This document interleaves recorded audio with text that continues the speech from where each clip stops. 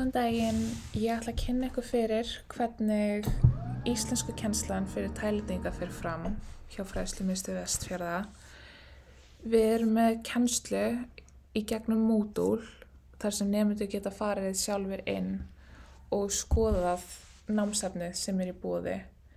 Og það eru bæði verkefni, æfingar, hlustunaræfingar, lesæfingar, lestrarefni og margt fleira. Nemendur geta farið inn á Moodle hvenær sem bara þegar henta þeim, en síðan hitta þau kennara í fjarfundi á Teams tvisvar sinnum í viku, 1,5 tíma í senn. Og við erum með kennslu kennda í lotum, fyrir að fer eftir hversu langt nemendur eru komnir í tungumálinu, og eins og lota 1 þá leggja áherslu á framburð og málfræði. Grunninn málfræði. Grunninn í málfræði, svo persónufornöfn. ปุรุษสรรพนาม ในวิดีโอนี้เราจะเรียนไวยากรณ์ด้วยหลายคนสรรพนามบุคคล Hann hún það ทีนี้ Í öll myndböndin eru sérhönnuð tekin upp á kennara, lesin af íslenskum kennara og útskýrt á taílensku. Svo nemendur geta bæði heyrt hvernig borið fram orðin og hvað þau merkja. Og einnig útskýrt hvers vegna ákveðin orð, af hverju orðin beygjast. Við getum fylgst með hverju nemendur eru að læra, hverjir fara inn á Moodle og hversu lengi og hvað langt síðan. Og síðan getum við séð á tölfræði súluritinn af öllum mætingum. Við vinnum eftir ákveðinni námskrá.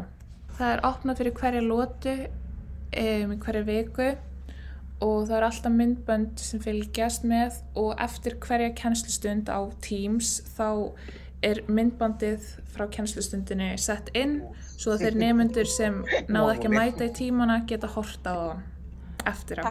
แล้วก็ตรงนี้ค่ะ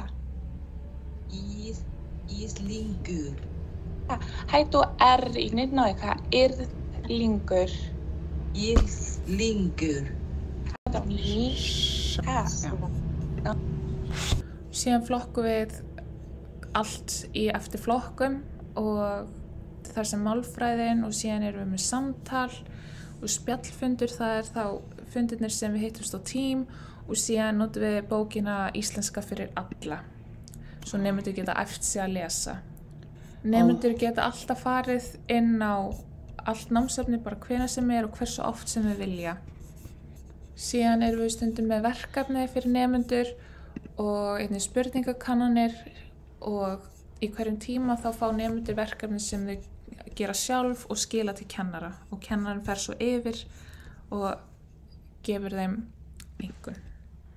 Síðan fræðum við líka nemendur þjónustur sem í boði á Íslandi, eins og hvernig á að skrá sig inn á þjóðskrá eða heilsuveru, skattinn eða bankann, og líka erum við með rafræn skilríki, kennslu hvernig á að skrá sig. Ýmislegt sem við erum að kynna.